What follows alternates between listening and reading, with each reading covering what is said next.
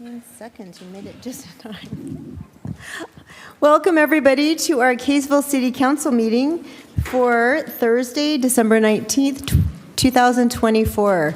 It's great to have an audience full of residents. We're excited to have you and welcome.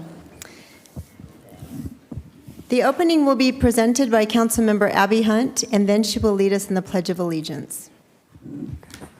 I didn't have any real deep thoughts this week as I was preparing this, but I guess, wanted to wish everyone in Kaysville a Merry Christmas and a Happy Holidays. It's that time of year, and my kids are getting excited. I'm sure all the kids in Kaysville are getting excited, and maybe even some of the adults. So Merry Christmas, everyone, and with that, we'll just go ahead and say the pledge.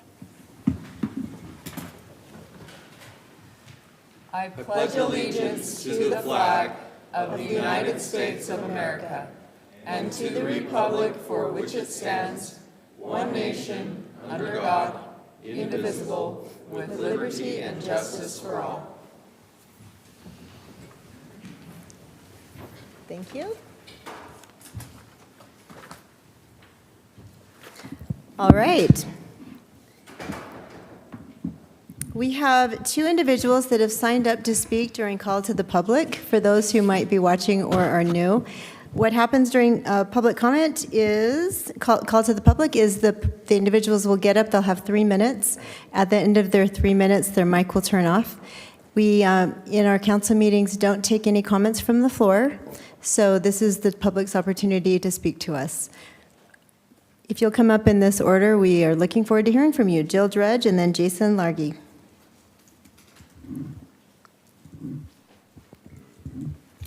Hello.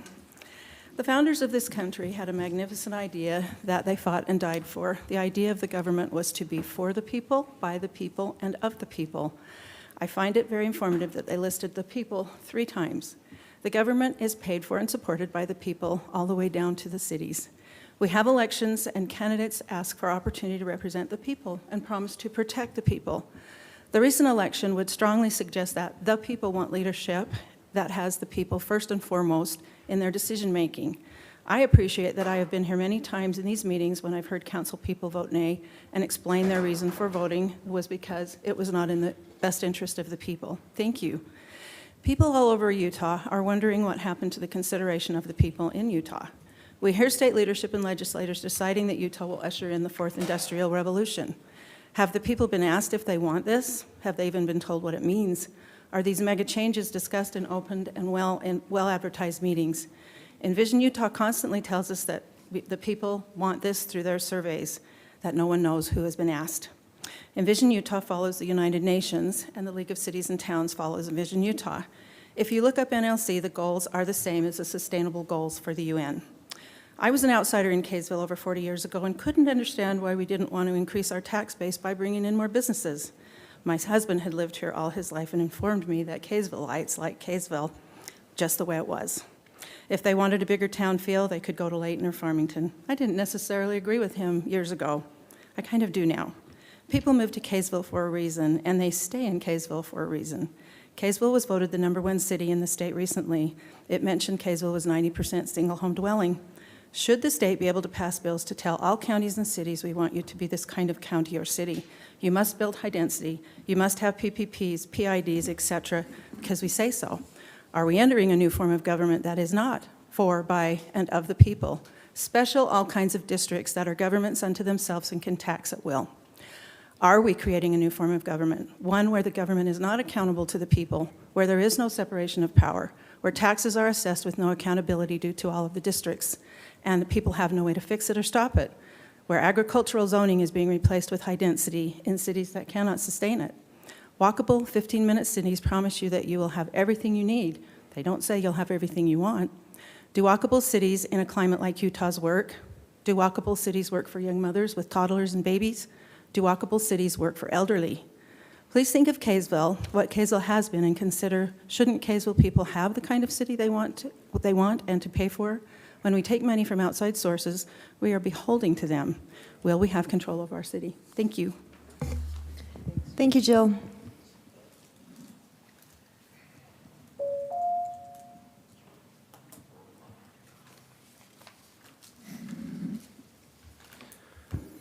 Hi, Jason Largy.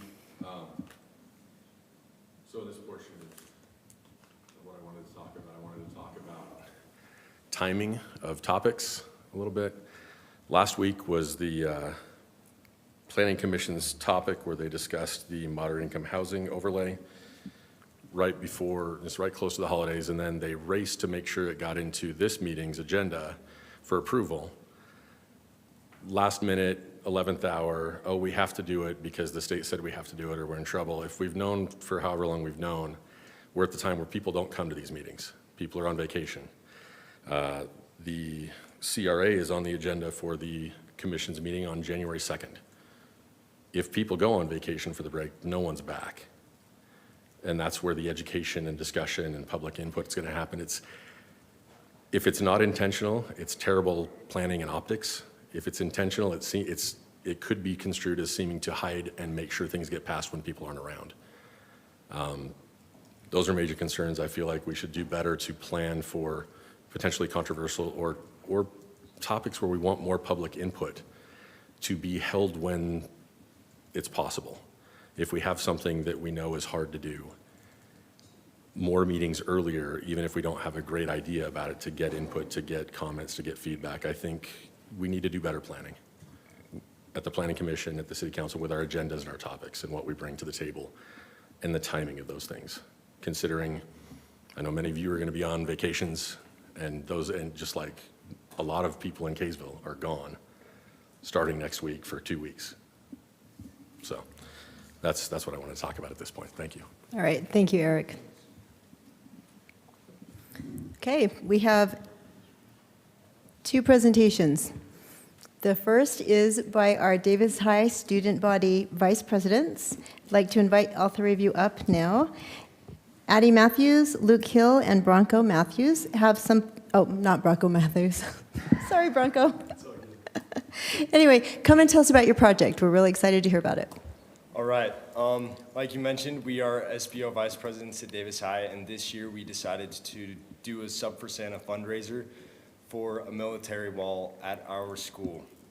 And what's cool about this military wall is that because we've been a school since 1914, we've had people in our community and families in our community all serve in World War I to present, and we just think that it would be a cool idea to represent Davis High alumni and the community of other families and everything like that just on a military wall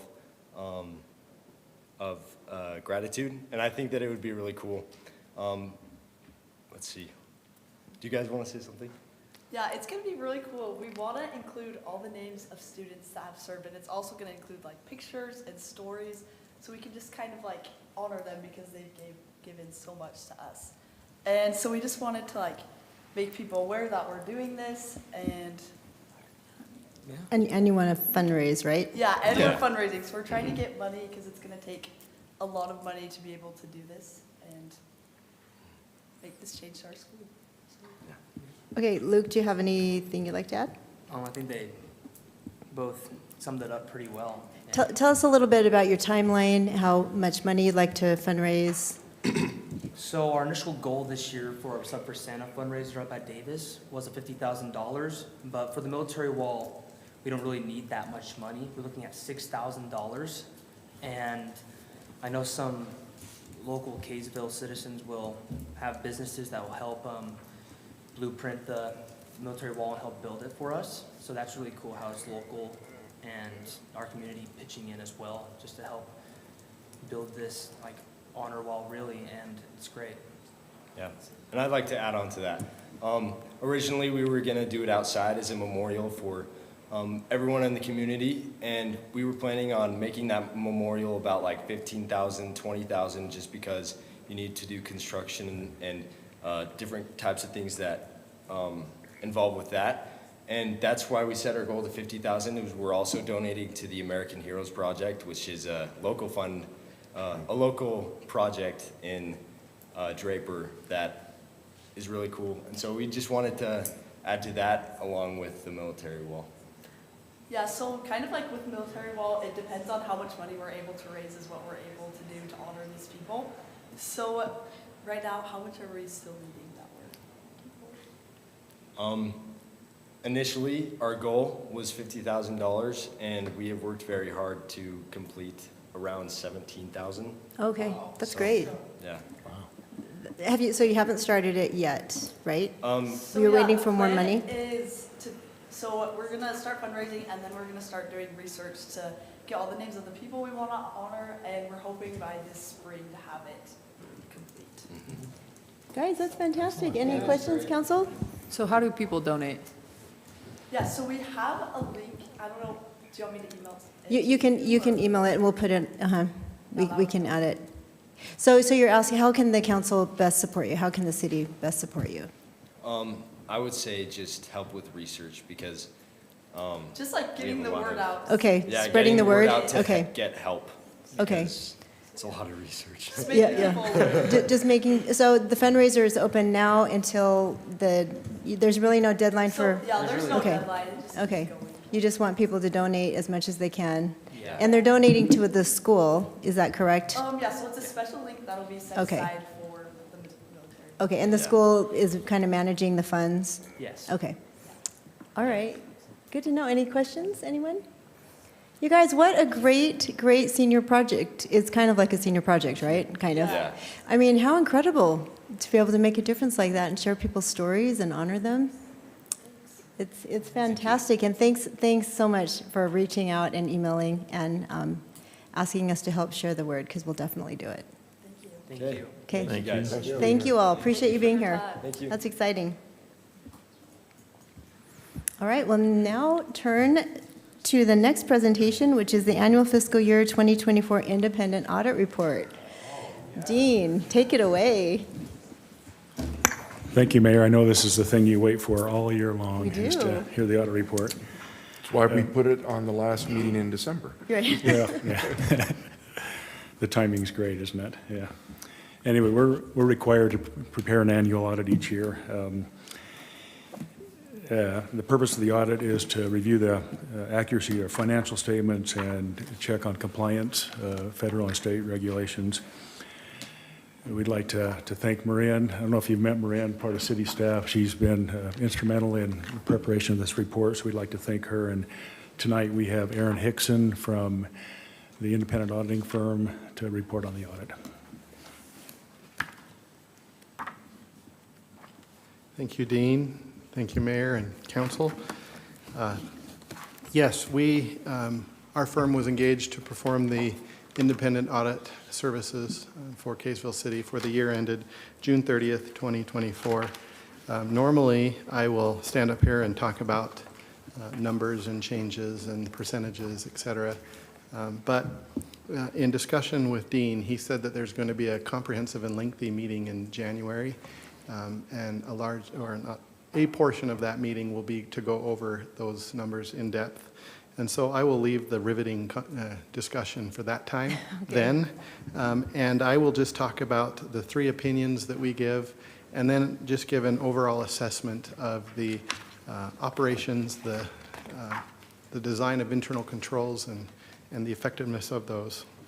And so I don't know if you have the report, but I will just address the page number that I'm on. On page 13 is the overall independent auditor's opinion. This is a clean opinion. It is the highest opinion that we can give as independent auditors. In the second paragraph there, it just says, in our opinion, the accompanying financial statements present fairly in all material respects the financial position and operations of the city. And that is a testament not just to Dean and his department, but citywide. As you are well aware, any entity's budget, but specifically Kaysville City's budget, is a citywide project. Each department is in charge of their budget and monitors it and ensures that the funds are spent appropriately to the best of their ability. Then we are also required to do an assessment and give a report on internal control over financial reporting and compliance with other matters based on government auditing standards.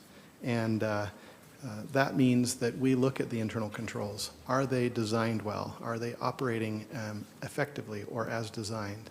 And so when we come into an entity and we know that there has been a change in a key position, for instance, Marin is, as the assistant finance director, she is a key position. So we want to make sure that for the entire year under audit, were the controls operating as they should. And so we spent some time making sure that she knew the policies and procedures, and when she didn't know, which would be normal, that there would be a little bit of deer in the headlights look. If they, and so we just wanted to make sure that she had the proper resources, and that goes for everyone. If I probably said it here before, and I call it audit warm fuzzies. When I go into an entity, I want to make sure that everything just smells right, looks right, feels right. If I ask somebody, do you understand the policies and procedures, and then I say, can you show me where they are, and they can't, that tells me that you probably don't know them as well as you say you are. But when we conduct our interviews with city personnel, we do feel that in general, people do what they've been asked to do, and they take their job seriously, and it is noted. The final opinion is that of compliance with the Utah State Audit Compliance Guide. There are certain requirements that they want us to look at annually. There are certain requirements that they want us to look at every 3 years. Oddly enough, that second list changes quite often, and so it's rarely 3 years. But nonetheless, there are certain requirements, and that is listed on page 135 of this report, and it talks about the various requirements. One of them is your rainy day fund for the general fund, or your unassigned, committed, and assigned fund balance for general fund cannot exceed 35% of revenues for the year. If I remember it correctly, you are at 34.9%. And so that just means that you have the funds necessary to absorb a rainy day, a financial rainy day if needed, and that's appropriate. It's allowed. And in fact encouraged, because you never know what the economy will bring and situations will bring, and so it's good that you have that. And so you are in compliance with that. There were a couple budgetary, when we looked at the budgetary compliance, there were a couple issues noted, and it's one finding, 2 separate areas, and that is on page 138.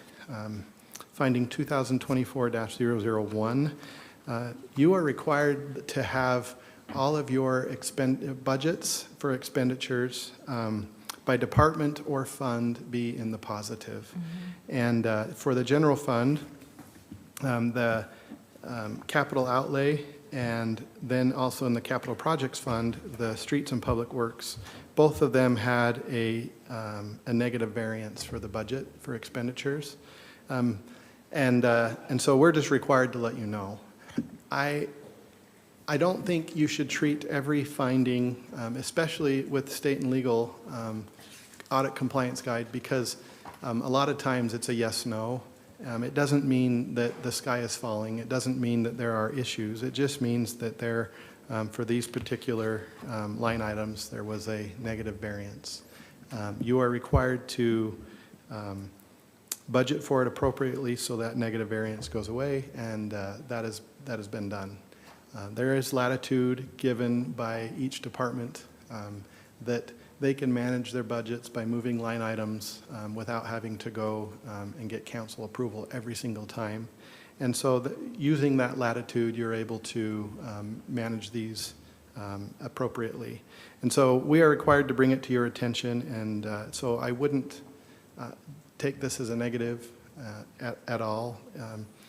As long as we are dealing with humans, we will deal with human error. A perfect audit with absolutely no problems, in my opinion, is more suspect than one that just has occasional issues. And, Well, and so. is it most likely just a timing issue in terms of funding, maybe? I think in this case, it's more of an allocation issue. Okay. We allocated more towards capital outlay Okay. rather than operating expense. If you look at the total budget, We're not over budget, it's just an allocation between Different line operation items. and capital. Okay, thank you, Dean. And as far as the streets and public works, yeah, sometimes there will be a last-minute change that just happens when you are dealing with projects, especially if they are multi-million-dollar projects. $28,000 overage Right. is not unexpected. And so, but I do want to say that overall, we felt like people respect their job and what they're supposed to be doing. We do feel that the internal control environment is adequately designed and it is operating effectively. We don't test everything. We use a statistical sampling theory, but from what we've tested, we do feel comfortable that things are happening as they should. And so I'm happy to field any questions that any of you may have. Councilmember Blackham. One question. Yes. Since we do have that rainy day fund of 34.99%, Yes. do you feel like the city right now is fiscally sound and operating within its budget and doing well? Yes. I mean, that's a hard question to answer, but absolutely I do.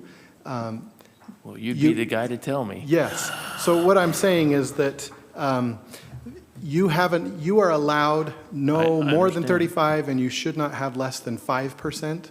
So within that, you do have enough to absorb some unexpected costs. Do you have enough to absorb every single unexpected cost? No. I don't know. And so the reason why I hesitate to say with, a surety every single, without doubt, I can't say that. But I do feel like you are in a very strong position Okay. to handle that. So in your opinion, Kaysville City is fiscally in a strong position? Yes, yes. Thank you. Yeah, I do. I don't mean to interrupt, but maybe just one quick clarification. The 35% is for general fund. There are other funds Right, as well I that understand need that. to be addressed as Yeah. well. This is Yes. not the enterprise funds, this is not, Right. Correct. this is the That, general that fund. requirement is the general fund only. This is the absolute property tax, pretty Yes, much. your other funds, the business type funds, operate as a business. You have Sure. customers, you provide them a product, We have and there are a enterprise lot of, funds, yes. We have all kinds of funds. Yes, We have so- road impact funds, we have lots of funds. Yes. But generally, our taxes are, Yep. And to go a little further on that, the state auditor's office, as of the last few years, has required cities to look at fees assessed, making sure that they are adequate for what you are collecting that fee for, and that they stay within that fund and that purpose, and any unspent funds are restricted as part of your restricted fund balance. And so we look at that every year, and we know that those fee assessments are taking place so that, one, you're not collecting too much, but the flip side can also occur. Sometimes people haven't done fee assessments in a decade or so, and you may not be collecting enough. And so there's an inappropriate subsidy that could be remedied by making sure that assessment has happened. And so keep doing that, and I think you'll be okay. Okay, thank you so much. Any other questions, council? No? Okay, thank you so much, Aaron. Thank you. Appreciate your report. You bet.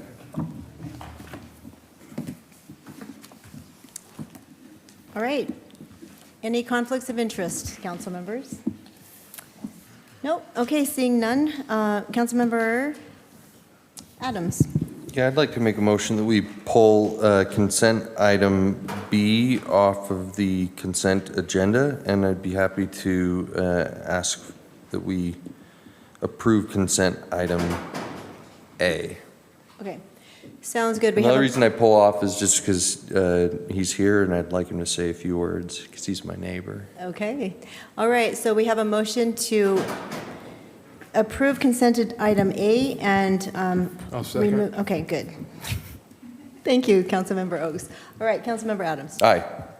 Aye. Aye. Aye. aye. Okay, Councilmember Adams. Yeah, I think it's just pretty awesome when we get people who are willing to volunteer for planning commission, and especially somebody who has like the professional abilities that Mr. Toller has. And so if if he'd permit, I'd like him to come up and maybe tell us a little bit about his expertise and Okay. how lucky we are to have him. Thank you. Come on up. Thank you. We did have quite a few people apply for Planning Commission, and absolutely outstanding candidates, and so we are really excited, Paul, that you were willing to accept. Well, thank you very much. I appreciate the opportunity, Mayor Tran and council members. I look forward to again serving. At the ripe old age of 29, I ran for and served 4 years as a city councilman. I think George H.W. Bush was our president. It was a long time ago. And I've had a career that's demanded my full attention. And as I look to 2025 and see myself retiring, I'm very pleased to again have the opportunity to provide public service. And I understand the Planning Commission is where the rubber meets the road. And as I meet with citizens and I apply the master plan and the other things that the ordinances that this body passes, I promise I'll deliver reasonable recommendations for your consideration and approval. And again, just appreciate the opportunity. Thank you, Mayor. Thank you. Thanks, Dan. Thank you. I'll make a motion that we approve and appoint Paul Toller as Planning Commission alternate. Second. Go ahead. Okay, we have a motion from Councilmember Adams and a second from Councilmember, who? Who said it? Blackham. Oh, Blackham. Okay. Oh. All right, Councilmember Hunt. Aye. Aye. Aye. Aye, Aye. Okay, motion carries. Welcome to Planning Commission. Thank you. you. for your service. All right. Number 6, we're on item 6A, consideration of enacting a new title of Kaysville City Code 17-37, Moderate Income Housing Overlay. Turn the mic over to Melinda to present this item, and then we will have public comment. Mayor, members of the council, thank you. This slide right here is a screenshot of the goals and objectives, one of the goals or objectives at the end of Chapter 3 in our 2022 General Plan, our Housing and Neighborhoods chapter. The state, over the last, let's just say 10 years, have implemented requirements for municipalities and counties of certain sizes to have moderate income housing provisions in their code. And we're supposed to include those provisions within our general plan. So the ordinance that I'll present to you this evening is in response to this item that's directly out of state code, which says that we would implement zoning incentives for moderate income units and new developments. We did do research in 2023, and I included that information in the moderate income housing report that was submitted to the state in August. And so this is the continuation of the rest of this objective that we have selected. So I think the easiest way to address this ordinance is to just kind of go through each section of the proposed ordinance, and then I obviously will answer questions if you have any. My approach to this ordinance has been to keep it as simple as possible while still providing an opportunity for individuals that come into the city and want to include moderate income housing in a development, to provide that opportunity for them. The method that I would see this happening in would be this overlay zone would create opportunities, and the developer would bring in some type of a concept or an idea. We would work with them on a development agreement, and then an overlay is the exact same process as any other rezone. An overlay is considered a rezone. We're adding another zoning regulation on top of an existing zone. So if this is a rezone request that an applicant comes in with, then the process would be sit down, work with them, bring something to the Planning Commission, have a public hearing, we send out the notices as we always do, and then it comes to council. It would be a legislative discretionary decision for the council. So the first thing is just listing the zones that we feel like the moderate income housing overlay would be amenable to.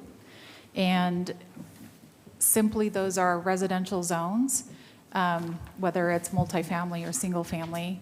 I included in here upcoming zone that hopefully will get adopted within the next couple months. So planning ahead, wanted to include the master plan community in with that. And then the mixed use overlay zone, which applies to general commercial, central commercial, or our light industrial zones. As an aside, I think because a mixed use overlay zone requires a development agreement, anyway, I think if there was a developer interested in having moderate income housing provisions in there, I think we would just address that through the development agreement for the mixed use overlay and not have a second overlay applied to that zone. But the concepts would be the same as what's in this proposed ordinance, if that were to happen. So again, a development agreement would be required. And the notion behind this ordinance is that we want to create flexibility. And one of the tools to get to moderate income housing would be you reduce lot sizes. You might want to reduce setbacks. There's been discussion at the state level about parking requirements and how that impacts cost of housing. So those are some of the things that we would say, look, does this make sense? And in adjusting those, we would include that in the development agreement. This is just a list of the materials that would be required to submit a complete application. So similar to the mixed use overlay zone, we want to see kind of a completed project coming forward. So we have assurances of what it's going to look like, what the layout is going to be, where streets would be. And so we would want a fairly well delivered concept plan.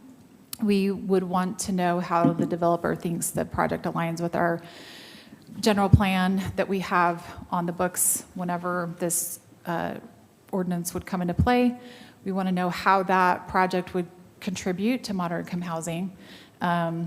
We'd want to know what amenities would be included, landscape plan, building sizes, square footage, those types of things. Those do help or hinder moderate prices. A 7,000 square foot home is probably not going to be moderately priced. So I think it's important to know those types of things from the very beginning. So we would also want to know what types of materials would be used in the construction of the building. We would want to make sure that if there is going to be moderate income housing that's provided, that it would be still quality and something that would hold up over time. We don't want a project to come in that just uses materials that are subpar and we end up with issues a few years in, and that defeats kind of the purpose of the moderate income housing. We would want to make sure that if we're going to grant flexibility in some of our zoning regulations that we have the assurance and put tools in place that allow us to essentially reap the benefits of the moderate income housing. And so that could be done through deed restrictions, HOA requirements that could maybe say, look, only 15% of the units within the community could be rental, the rest of them have to be owner occupied. There will have to be some type of an income qualification process, and this ordinance would require that the developer or whoever their qualified assignee is would be the one to do that. There are some cities that are big enough that have their own housing departments. We don't. I don't envision that Kaysville would ever have our own housing department. And that is an area that I don't think we should get into, is like looking at people's tax returns and vetting their finances to see if they qualify. There are establishments out there that already do that. When I was in a community down in Salt Lake County, there's a group called NeighborWorks. We contracted with them. They handled those type of things. So that just sets the expectation that the developer or whoever would be a qualified group to provide that service would do that, and not us taking on that responsibility. We did have some questions at the Planning Commission meeting last week as to what a land trust is. Essentially, that is when you're buying a home and not the land beneath it, but you may be paying a lower lease price to rent the land. So that has been done in some communities. I know Moab recently has done one of those. How successful it is, I'm not sure, but there may be other tools that would be helpful, and so we wanted to leave open an opportunity for other materials, or excuse me, other tools to be utilized as well. Again, we want to make sure that the building materials are going to be quality. And then this section here, we're just talking about some of the zoning incentives and regulations that we would be flexible on. And with the research that we have done, generally speaking, the zoning incentives are a density bonus. So if your base allowed density was 20 units in the acreage of the project, a developer comes and says, I want to put 28 units in, but I promise those 8 additional units would be moderately income priced. That's kind of our starting point, and we look at that. How does that fit? How can we make that work? And so, again,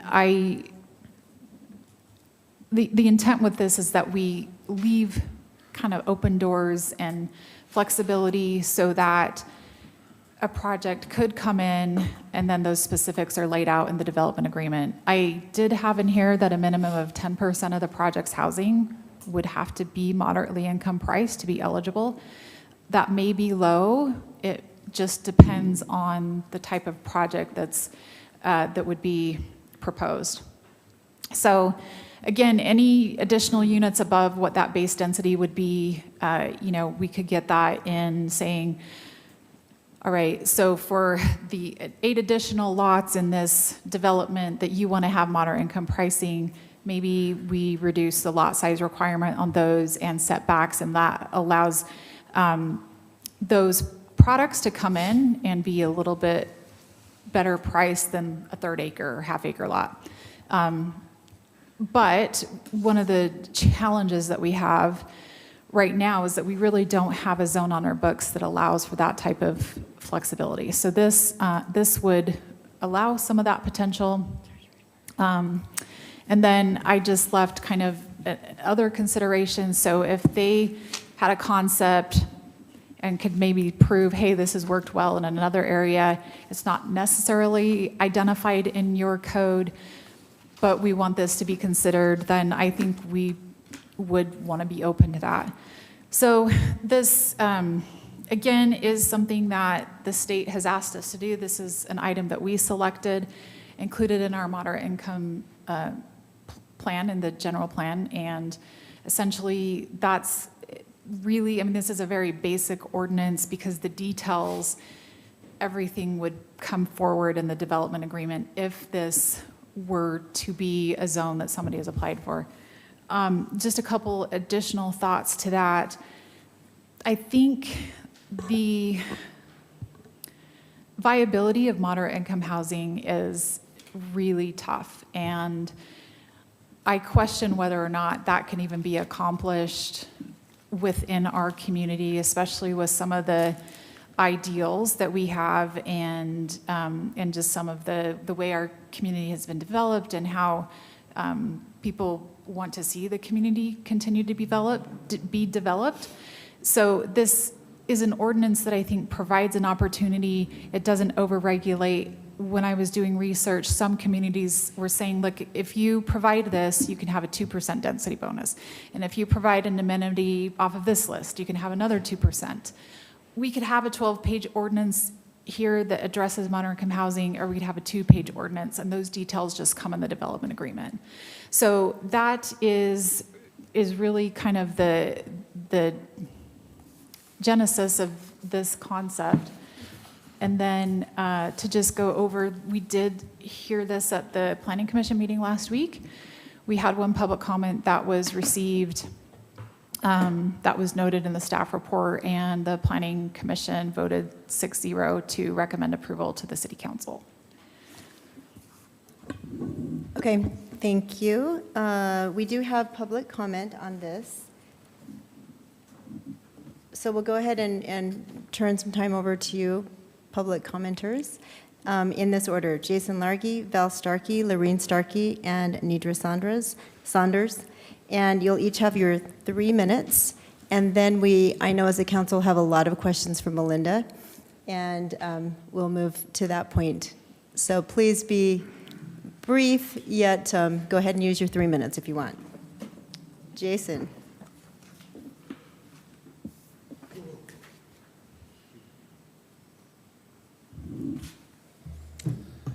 All right, thank you. I'm here tonight because I was the one public comment at the Planning Commission meeting, and I read the summary and felt like I had to come and make sure it was clear because I sound like a crazy person.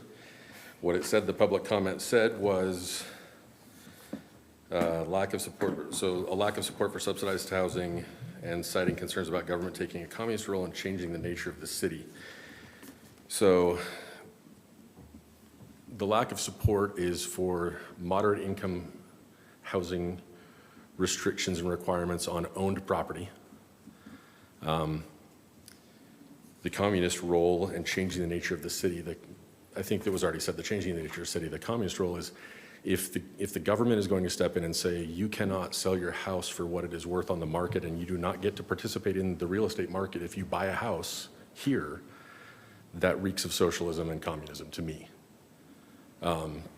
I've done what I can to do research. I've looked. I cannot find anywhere where income-based housing is owned.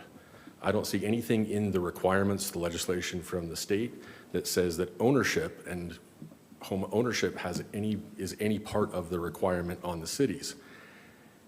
The only times I ever see anything about income-based housing is for government-owned or subsidized housing, and it goes to rentals. My notes. Deed restrictions were listed as something in moderate income housing overlay. Again, like I said, it's government control of landowners' rights to participate in the real estate market. I don't see any other way to describe what that would be. The idea that after the very first sale of that property to a moderate income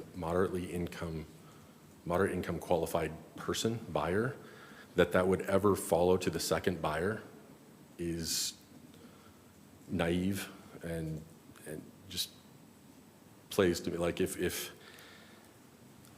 you always want to buy the cheapest house in the neighborhood because it's the one that has the best opportunity to appreciate to the level of the neighboring houses. So these, if you overlay sections of a nicer neighborhood to be more dense, more or less applicable at the initial overlay, they will rise to the level of the other things as far as the appraisal value goes for that property. And the idea that something is going to stay moderate income. So in Kaysville, someone who looked at a 0.16 acre home that was 1,750 square feet, 4-bed, 2-bath, would say that's probably a moderate income home type. I bought that house in 2007 for $158,000 in Kearns. It's currently listed at $470,000, which I would not say is a moderate income home. You just can't maintain it if you start it when you talk ownership. Thank you, Jason.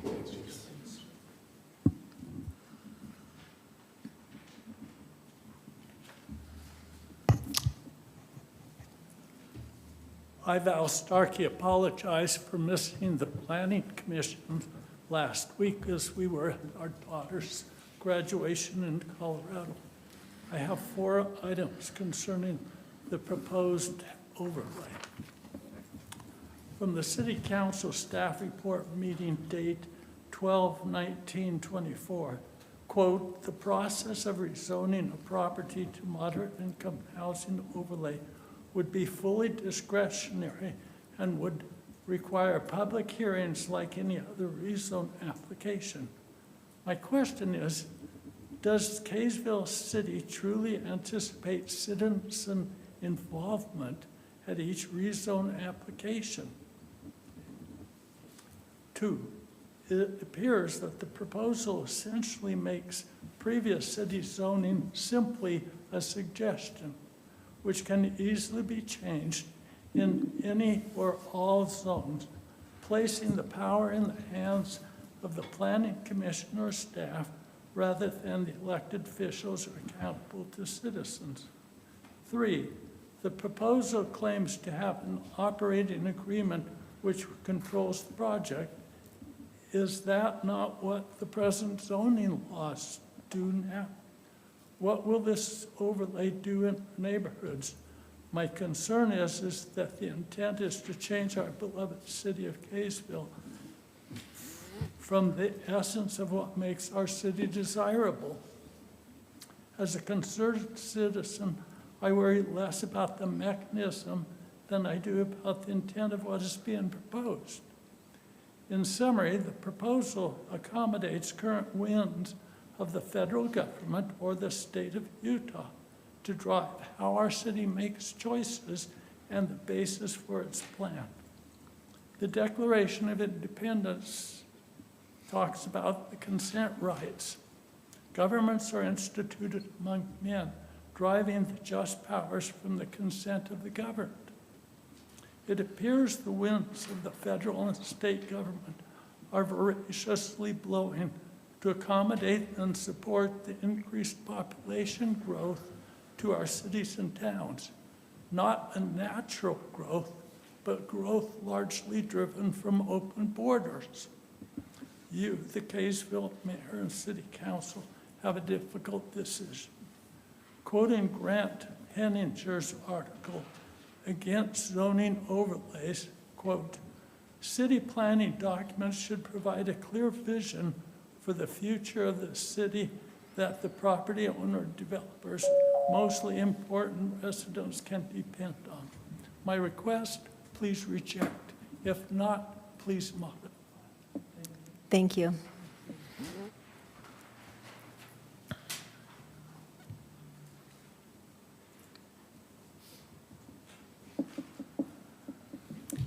Laureen Starkey, Kaysville. Thanks for allowing comment.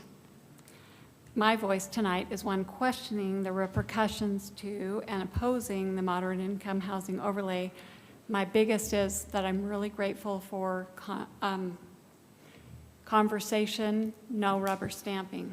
I remember past meetings where the council members listen or seem to listen and thank the citizens profusely for voicing an opinion, and then with little discussion or comment, unanimously vote the opposite way. So I can hope for, I do not anticipate something different today, but I'm inviting discussion, mostly because there are citizens that I know, including myself, that would like to examine why the foundation and the intent of this connection of the moderate income housing to the United Nations or other organizations, the League of Cities and Towns, that we participate, our mayor participates, our council members participate, and we as citizens are beginning to see adverse effects, such as these people creating and lobbying for bills and laws rallied for and passed by legislators that want to enrich themselves with development agreements, developers in the legislature that seem to be very compassionate. We want to level the playing field. We want to assist the people that are struggling.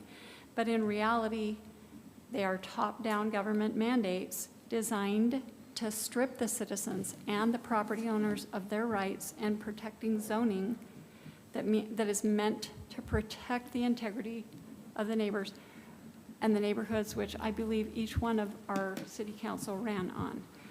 Choose ye this day, and you will. May it be stated on the record that Laureen Starkey and others that cherish and desire to safeguard constitutional rights voice an objection to marching headlong to accommodate the governmental overreach that mandates an impossible economic formula that seeks to enforce price regulation. We just heard it from Melinda, and I love that she's done the research that is, I want to know how they're going to be held accountable to make sure that they're acceptably moderate income. but fails to acknowledge that price fixes are imaginary, and they can't be enforced. I want to thank you for hearing a voice of dissent. What matters at this point is your voice, your deliberation, and ultimately your vote today will show whether you stand to protect your citizenry or the enrichment of developers. I was gripped last week when I read Lamentations that said, "Is this the city that men call the perfection of beauty, the joy of the whole earth? All thy enemies have opened their mouth against thee. We have swallowed. We have found, we have seen it. Let's not let Kaysville be swallowed up. Please reject or revise so that we protect our city." Thank you. Thank you.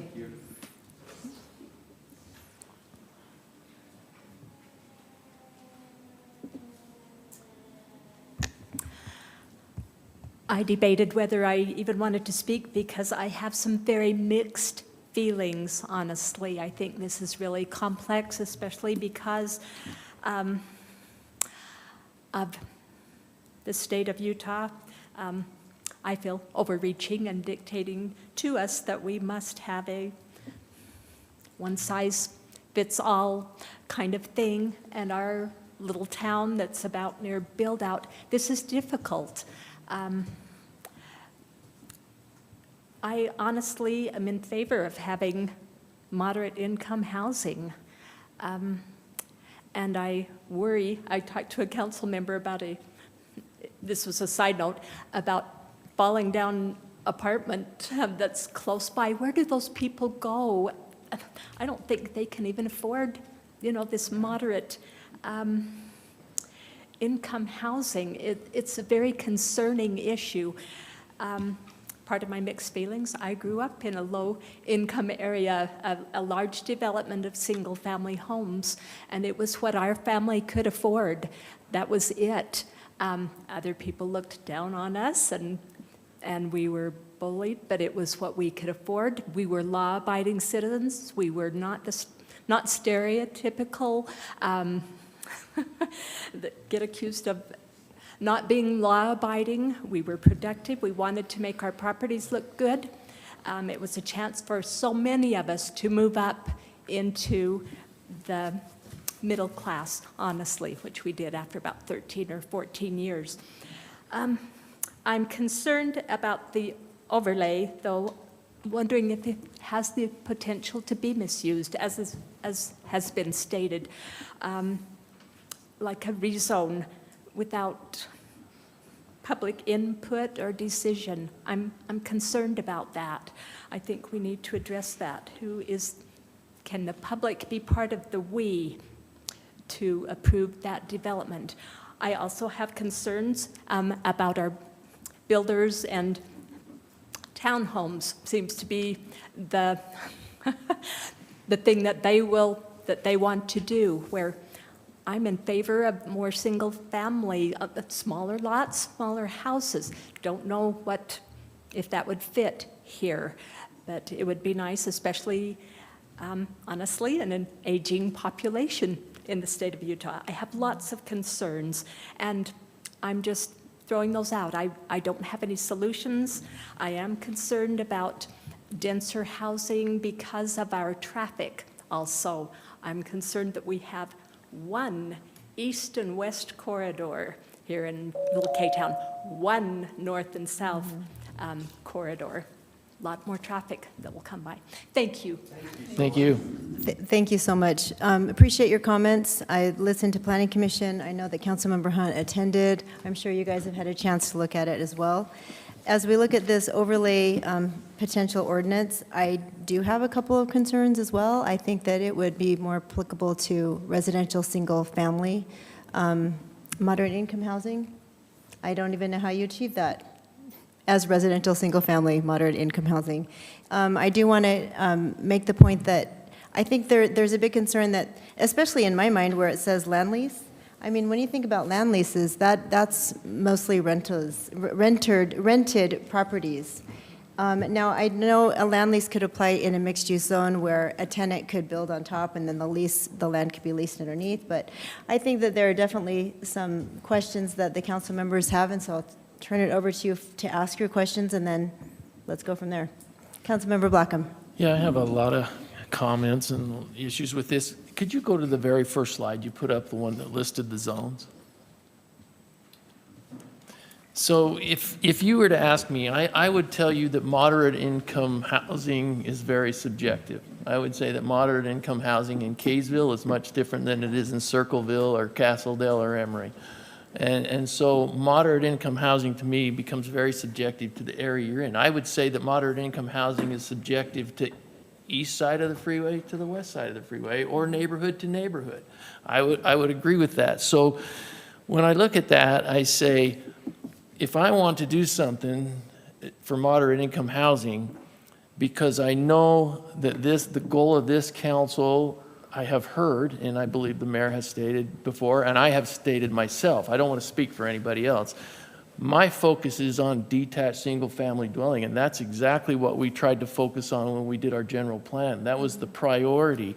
And so if I was to take and draw a line across these zones right here, I would tell you that I would draw a line between 1 and 2. 1, I would say maybe this overlay zone would work on. Everything from 2 on down is already what I would consider somewhat moderate income housing in Kaysville based on what we have and what we've done in the past. And I know right now that anything that you came into zone R2, R4, RM, RT, if it came to us as a rezone, we're not going to approve anything. This council, I don't believe, unless we know what's going there, which would require them to probably provide us with any kind of a development agreement anyway. So we're going to see that on that type of thing.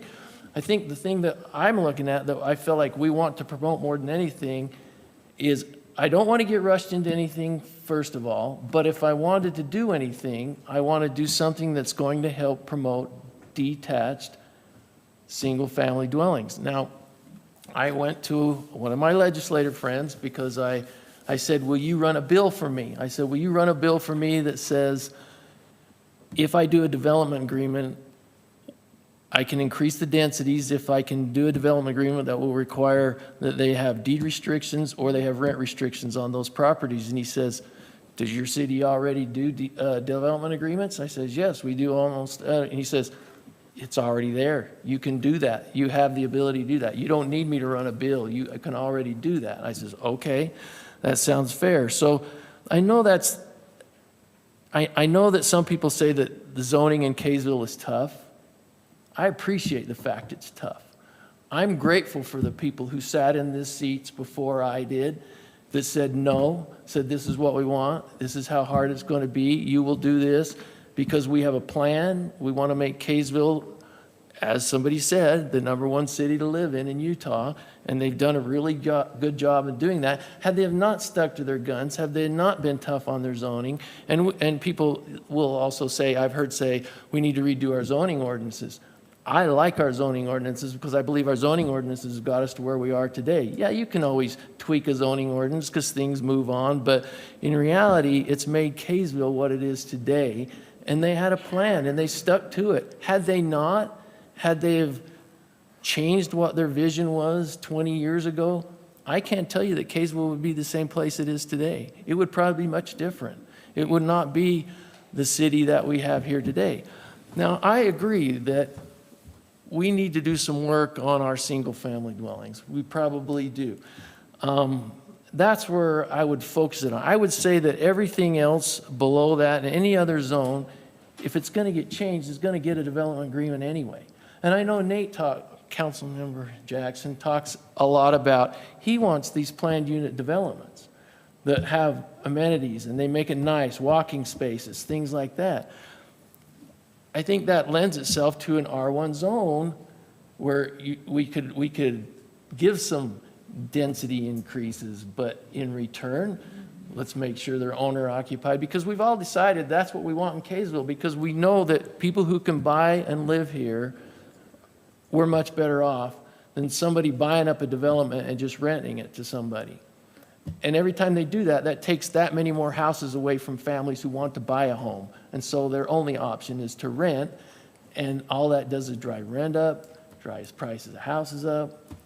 So yeah, I think there's things we can do, but I think from the R2 zone down, it's going to require a development agreement anyway. We're not going to change the zone unless we know what's going there. I know Councilmember Adams and I have both said that we're not just going to arbitrarily change the zone unless we know what's going there. We want to know what's going in. We're not just going to give that blanket development and say, I want to rezone it to this, and then whatever you get is what you get. I'm not willing to do that. And so I hope we're not doing this just to rush into getting it done by a date. Because I think we've already done it in our general plan. We've said we want to increase the densities in single family on some of these in single family dwellings. If somebody comes up to me and says, we want to do 8 units per acre instead of 5 units per acre, but we're going to do all detached single family dwellings and we're going to put deed restrictions on them and we're going to do rent restrictions.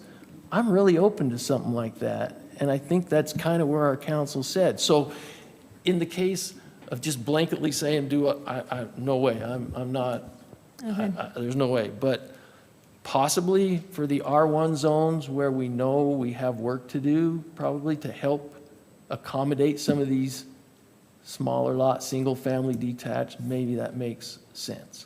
Okay, thank you, Councilmember Blackham. Councilmember Adams. Yeah, thanks, Mayor, and thanks, Councilmember Blackham. I think overall, Melinda, great work on this. You and whoever worked on this, I think in putting this together, I think it's very detailed. If anybody's followed over the last year and a half, the story with Plain City and Nielsen Homes, I think, this is yielding a little bit to sort of what they did. And for those who would need a catch up, essentially, Nielsen had gone and gotten approval for density and rezoned an area to build homes. They sort of got the idea that the governor and general public were looking for some more affordable homes, some starter homes. And for them to make that pencil, they would have to actually increase the density of what they had been approved for. And so they returned to Plain City, returned to the county and said, hey, if you can give us a little bit more density in this area, we promise to build these starter homes. They're quality starter homes, but homes that may have instead of having a garage, maybe have a carport. And you drive through Kaysville and there's carports on all east of Kaysville, right? Wait, excuse me. Oh, excuse me. We don't take comments from the floor. Nidra, So- appreciate your, I No, know you're it's hard great. not to, but please don't do that. We don't do that here. I know it's hard not to talk, but the idea being there, I like the idea. I think that's what Mike, or Councilmember Blackham and I, and all of us on council have sort of screamed at developers when they've come up to us or come here and requested density in the city. We've said, bring us affordable single-family homes. Bring us the starter home that was talked about earlier, that's 1,700 square feet, that costs $135,000. Unfortunately, that doesn't exist. Right now, we're lucky if we can get a home in the $300,000 to $400,000 range. And that's just the environment we're in, but nobody's building those homes. And so, I think what you're doing here is to say, and this would be my understanding of what's being written in this overlay, is we're advertising to developers that if you're willing to bring us some of these homes and some of these proposals, we're willing to listen and we're willing to entertain that. And I don't think that's a bad thing. I think the development agreement aspect of this and the requirement of a development agreement protects us as a city and protects us as a council from any nefarious acts having to do with getting higher density zoning, because we'll be able to see cut and dry in the development agreement whether or not something that's not Kaysville is trying to be brought in. And I think that protection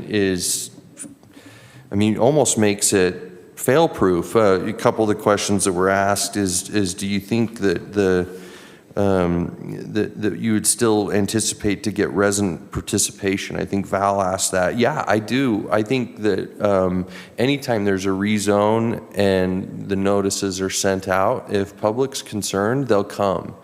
I believe this overlay doesn't necessarily differ from any type of rezone. You know, if you receive a notification that there's going to be a rezone on a piece of property that's behind your house that's normally agriculture and they're asking for R18, you're going to show up to the meeting. If the overlay is applied to it, all it's saying to the developer is, when the developer comes in with the overlay, all they're saying to us as a council is we're willing to build some of our product at an affordable rate. And that to me is a huge signal. Nick, I had a question real quick for you. How legally bound is a developer to a price on a development agreement? I recently had a discussion with Syracuse City, and the mayor was mentioning to me that they went into kind of a legal battle because a developer had actually promised that they would build a certain product that was a price range. The developer ended up not building that price product, and the developer ended up winning the legal battle against Syracuse. So they're a little gun shy. I wonder what your thoughts are on that. I mean, I hate to back you into a corner, but I appreciate the question, and Councilmember Adams, if Mayor, if that's okay if I answer that question. Yes, of course. Thank you. I think you've hit the nail right on the head with what Ms. Greenwood and I were trying to do with this ordinance. Is we felt like we could spend a lot of time trying to brainstorm incentives and not hit what developers were really after. And so this allows, I believe, the city the freedom and the developers to bring creative ideas. And we, as we discussed it, we kind of talked about how, and I apologize, I'm getting to your answer. We talked about how, you know, we might use this and find out that 6 months down the road, developers want this incentive, and then we can codify that. But right now, we didn't want to spend a lot of time brainstorming incentives that weren't incentives for developers, that weren't going to get us the kind of moderate income housing that we wanted. As far as your question about development agreements, I'm unfamiliar with the Syracuse case, so I would have could find to look that for you, specifically yeah. at that. But I feel very confident that a development agreement could hold if the council had the desire to hold them to that. I believe that it's a contract that the developer, it's an arm's length contract that the developer and the city have entered into, and I feel very confident that the terms in that development agreement could be upheld. Typically what we write in those is that the zoning would, if there's a breach of that contract, the zoning would revert to something else, which would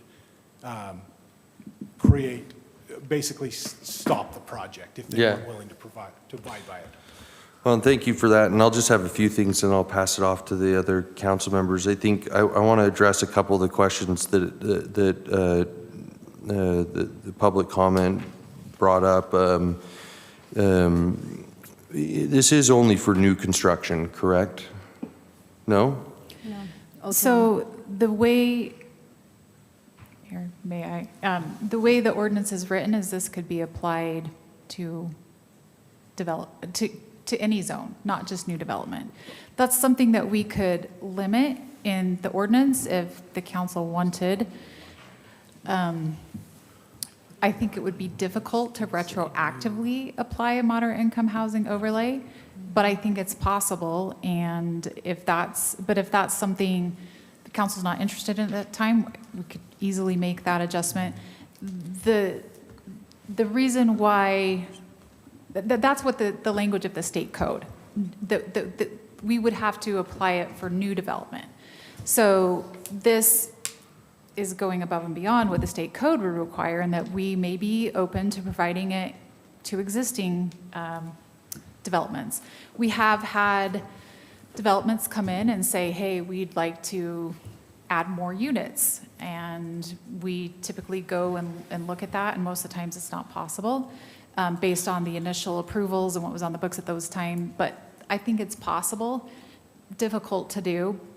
But if that's not an opportunity that the council is interested in looking at this time, we could certainly modify the proposed ordinance to be limited to new development projects. I guess the one public comment having to do with this, making it so you couldn't sell your home for a certain amount, I didn't quite, and maybe I'll just have to talk to you afterwards, but I didn't quite understand how an overlay would then prohibit someone from being able to sell their home because now that has to be sold as an affordable home. It doesn't seem like that zoning would constrict the sale of current homes. So I think that would apply to some of the tools that we could put in place, which a deed restriction.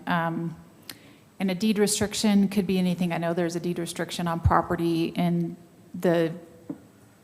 over by where Benion's Crafts used to be, that when one property owner sold it to another, they said, you can't have any type of a food establishment on this parcel.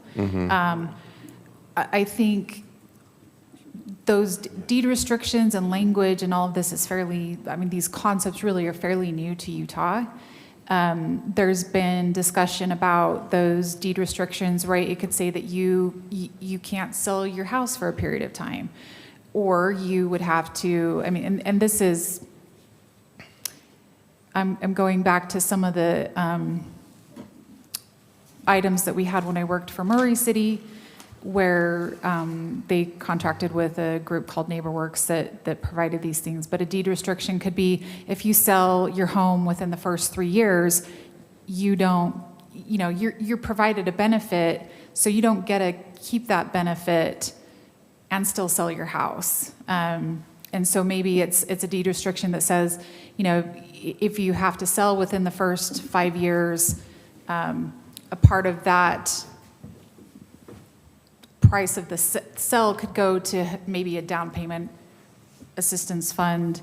I'm all for that, actually. I mean, what I'm for is protecting the idea of building a bunch of these affordable housing and some one company coming and buying them all up and then selling them the next week for double the price, right? And that protects against that. Yeah, and you could do that through deed restrictions. You could also do that through the CC&Rs. But that doesn't hurt an existing, like, there's not going to be an instance in which, You can't retroactively yeah, so-and-so, apply a deed someone, like, restriction. I live in my house for 5 years, and now you're going to rezone the area where I live, and now I'm deed restricted from being able to sell my house. Well, no, because a deed restriction is something that's applied when you purchase the property. Yeah, it records with the deed. Yeah, With the deed. you don't. Okay, so I don't So see you- that limiting a person that is currently bought. It would be the person that was buying at the Buying time in. would know firsthand that the deed restriction is on the home. That the deed restriction exists, what those terms of the deed restriction are.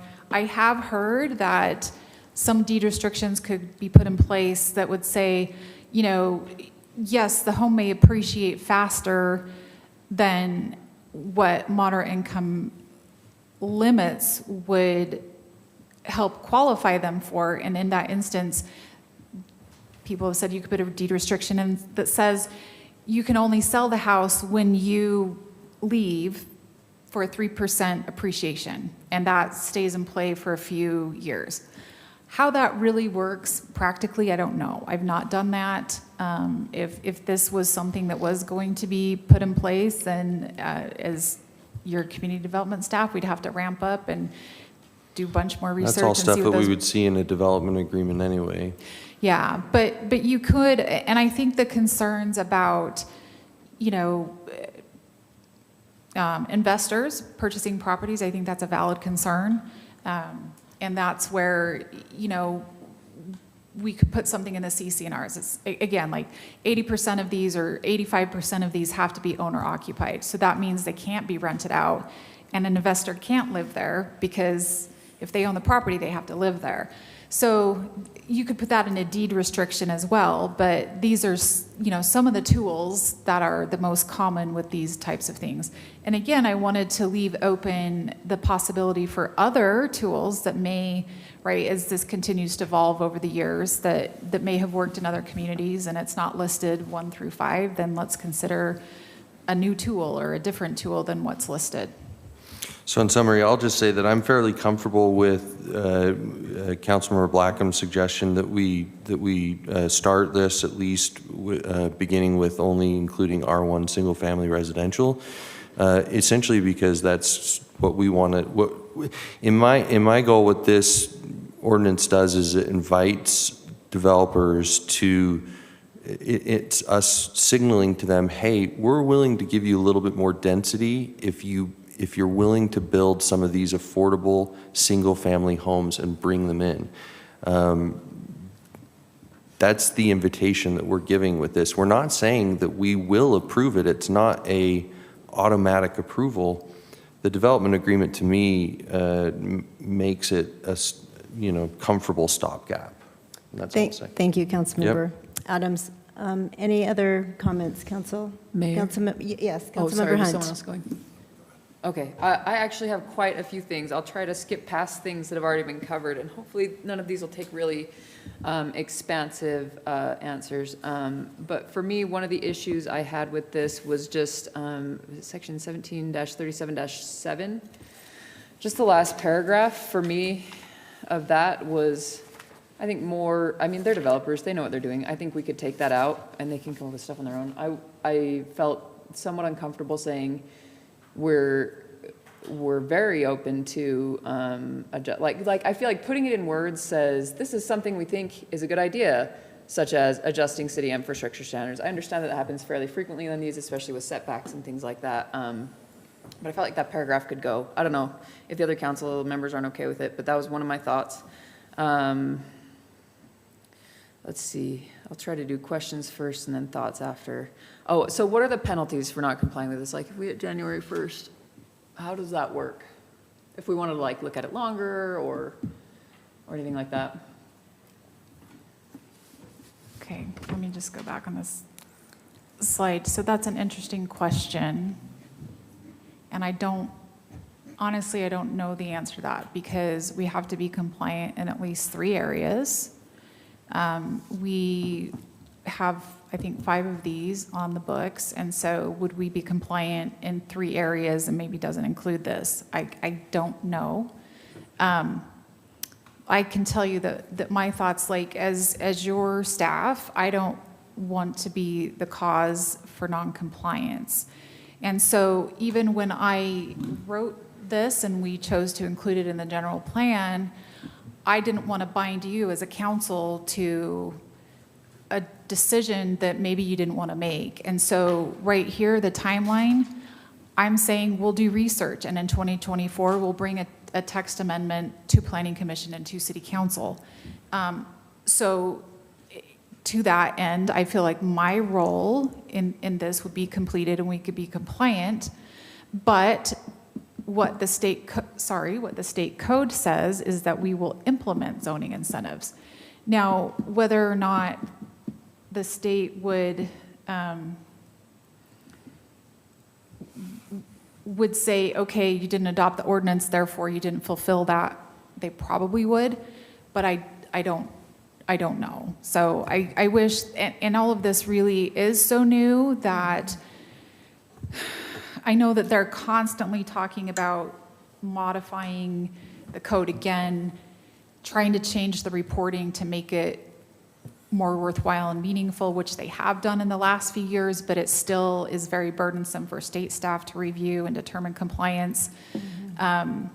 So my guess is that if we did not adopt it, then we would likely on this item be held in non-compliance. But again, if we have 3 others, then we're fine.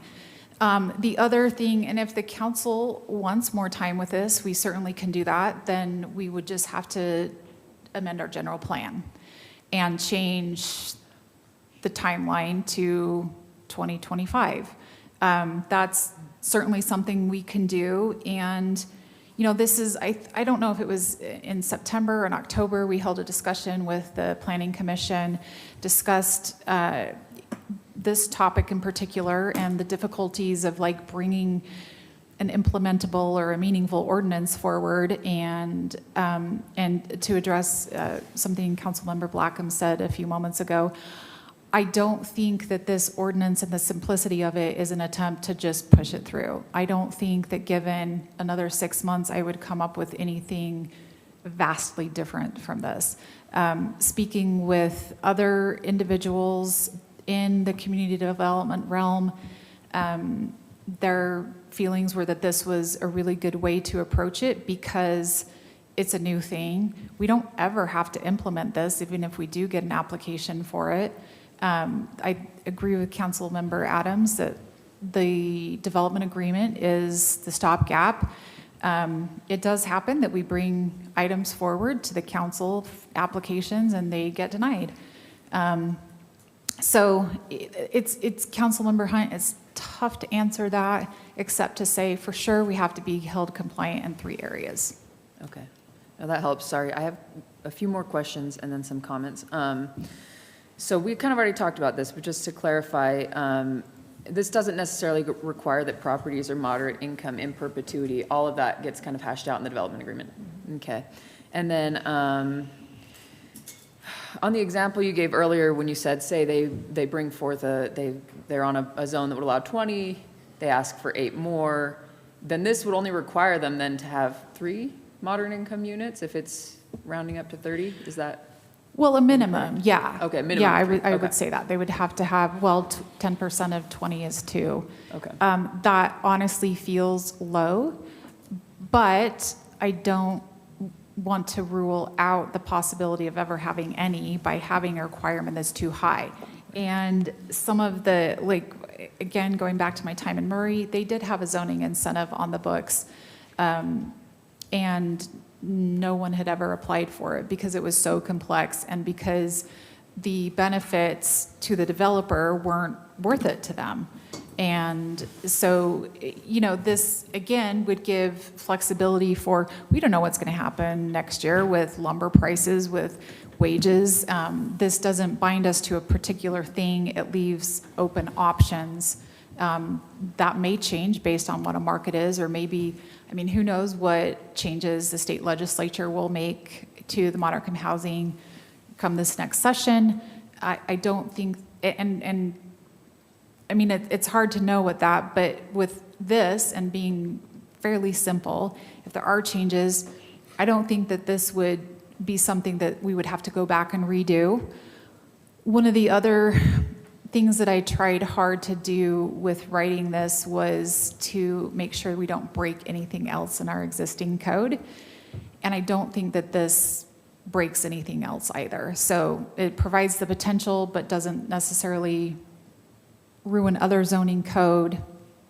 And again, this is, right, if you, and I'm happy to turn track changes on and we could discuss eliminating this paragraph and just, as Councilmember Blackham was suggesting, to remove these zones, that's certainly something that we could do tonight if that's what you would like to do, or again, we could bring this back. I think the answer is with that, if we aren't ready to, if the council's not ready to take action tonight, then we'll just get on the next planning commission meeting agenda, a moderate income house, or excuse me, a general plan amendment, and change the timeline.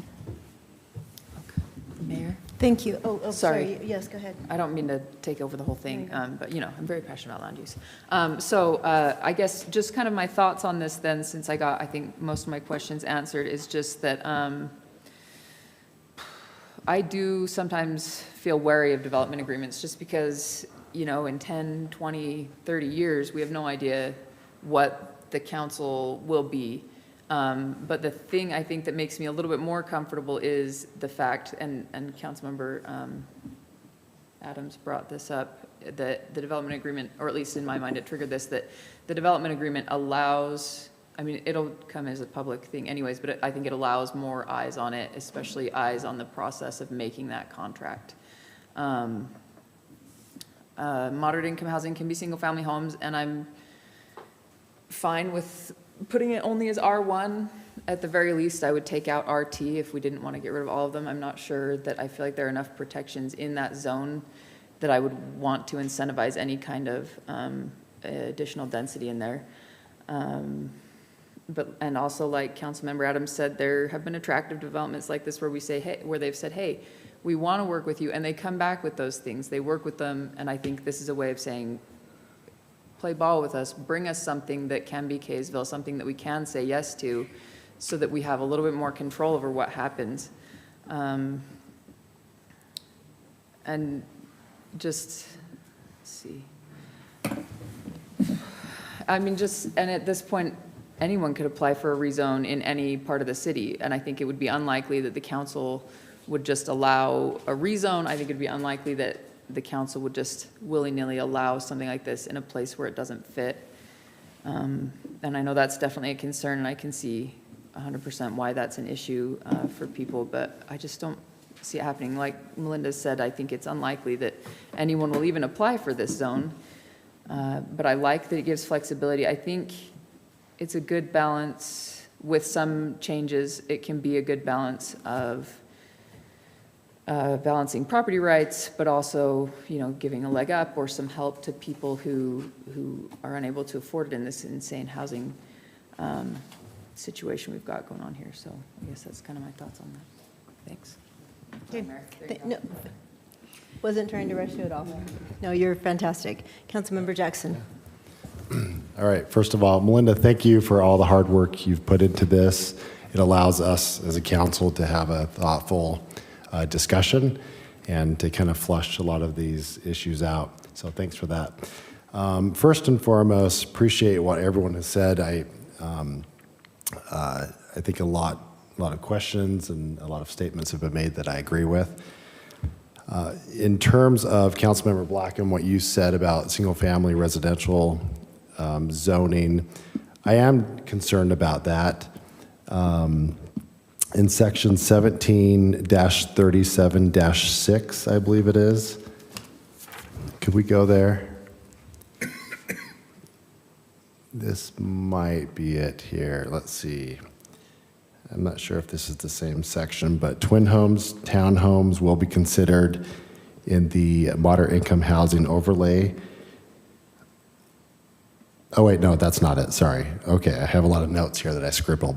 Housing units determined by base zoning, but it also says additional may be granted.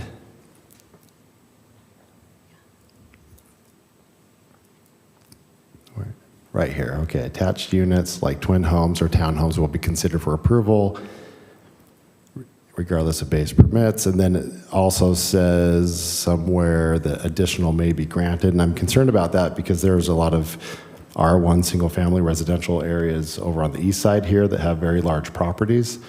And so I'm concerned that folks can come in, and if we have a lot of incentive for them to tear down a home to put apartment complexes next to homes that have been there for 60, 70 years, I'm really concerned about that. I'm also concerned about the setbacks, the height, the parking, the space. And because that's not clear to me in this, I'm a no on this. I wouldn't mind putting it back to like a work item and shrinking a lot of it, taking a lot of this stuff out and just starting very slowly to look at it, to see what type of incentives. But it's not clear, with the state code, it's not clear what type of incentives are mandated anyway. We would come up with those ourselves. And with the legislative session coming up, I know housing is going to be one of the hot topics. I was talking to the League of Cities and Towns actually yesterday, one of the leadership there. Actually, a side note here, the Utah League of Cities and Towns is much different than the National League of Cities and Towns. And I was talking with the actual leadership of the Utah League yesterday about that very topic and concerns there. And so I do think that for the most part, the league strongly listens to cities like ours, and we do have a strong voice as we participate with dialogue along with other cities. But yeah, I have a lot of concerns about this. Someone mentioned potential to be misused. There's just so many variables here and possible unintended consequences that I'm concerned rushing this through. And so I would hope that either we say no, go back to the drawing board, or put it back to a work item and pull a lot of this stuff out and kind of start fresh. So. Okay, Councilmember Jackson, thank you. Yeah, Councilmember Oaks? you know, my gut reaction to most mandates that come down from the state is just to say pound sand. I shouldn't say that, should I? Sorry. That's good. And, but most of my questions have been answered. I like it if we can make this to, no one would ever use it, and then you fill the requirement and protect our city. I would want to take out existing for existing developments, because it seems, and correct me if I'm wrong, Melinda, but it seems to me that this gives an opportunity in some area, you know, in places throughout the city, for someone to come in and say, okay, I've got a single family home here, I want to tear it down and put a duplex in, or a quad or something, and use the overlay to potentially get around, make it easier for them. And if I'm wrong with that, please correct me. Go through the same, I mean, You're still coming and doing the same, having to go through the... Sure, so somebody who has an acre lot could come in and say, I want to rezone this to R18. And Okay. at the end of the process, the council says yes or no. This is really not any different I think from that. I think the difference, in my opinion, would be that if they chose to do the MIHO, or should we call it the MIHO? I like that. If they chose to do the MIHO, it would be a signal to us that their plan is to tear down their home, build 2 homes that are affordable. And that, like, if it's it brings a different feel, at least in my opinion. It brings a feel of like, okay, they're trying to help with the problem being that, like, our kids, I mean, I know my son's 20, and in 3 years, maybe when he wants to buy his first house, there's no way he can afford a $500,000 or $600,000 mortgage. And he doesn't have a first home to sell that he's made equity in. And so at some point in time, we've got to start building homes that are 200 or 300 grand. I mean, they don't exist, but the only way we can get them to exist is by at least appealing to the masses to say, if you build them, we'll give you more density. I mean, the hope is to say that a guy that was going to make 400 grand, I'm sorry if I'm stepping over you, Perry, but some developer that was going to make 400 grand on building 1 house is willing to make 500 grand on building 3 houses, but make them less expensive. And like, you think, okay, yeah, that sounds like kind of awesome, as long as they fit in Kaysville. Okay. Anyway, I didn't mean to. No, I'm used to that now. My wife does it all the time. Sorry. Okay, nothing else. I'm not real comfortable with it personally, but for some myriad of different. I like Councilmember Jackson's item of moving it back to a work item. If we're being told this is what we need to do, let's find a way to do it, but I would like to make it as restrictive as possible, personally. Sorry, say that again. You'd like to make it as what? More as restrictive, probably go back to what Councilmember Blackham just used, the R1 area. Kind of what I think I'm hearing is, what would the minimum be on an overlay like this, Melinda? What does that look like? Does it look like this? And then we remove those suggested incentives because we really don't want them asking to waive impact fees or reduce them, because we don't really want to say yes to that, so. No, and the reason why I chose to add that language in here is because those are other items that are listed in 109A, 40, whatever, the section of the moderate income housing. Right. So that menu of items A through Z, some of those were these items. Okay. And to address Councilman Jackson's comment just a moment ago, really the zoning incentives is a density bonus. They agree to provide more affordable units, but they have to get something. And I don't think, I mean, Melinda's personal opinion as well as my professional opinion is I don't think we should waive impact fees. We sometimes do waive or reduce requirements for like road width, but then we require that becomes a private road. Is there an in-between all of that? Sure, but again, it depends on like what area of the city is this in? Is there the potential for basements? Is the water table too high? What does the existing area neighborhood look like? Does it fit? Is there an opportunity for good transit? Those are the types of things that I feel like how this is written, it allows us to consider the merit of each site on its own instead of putting regulations in place. Like I was saying, there's some cities that have 15, 20 pages of you do this, then you get this. This just allows the possibility. Really, in the research that I've done, there really is no other incentive other than you get a few more units. And especially if we don't want to say we'll waive application fees or we'll waive, and honestly, our application fees are so low, it wouldn't even.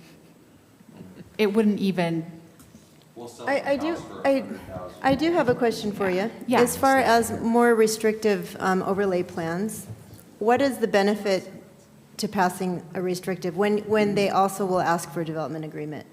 I know that the benefit for us is it's very subjective and, you know, being simple, but being overly detailed, what does that do for a city? So I'll answer that in two ways. And one is the more restrictive you are, the less possible it is. The second way I would answer that is I attended a summit down at Little America. I don't know if it was in October or it had to have been in October.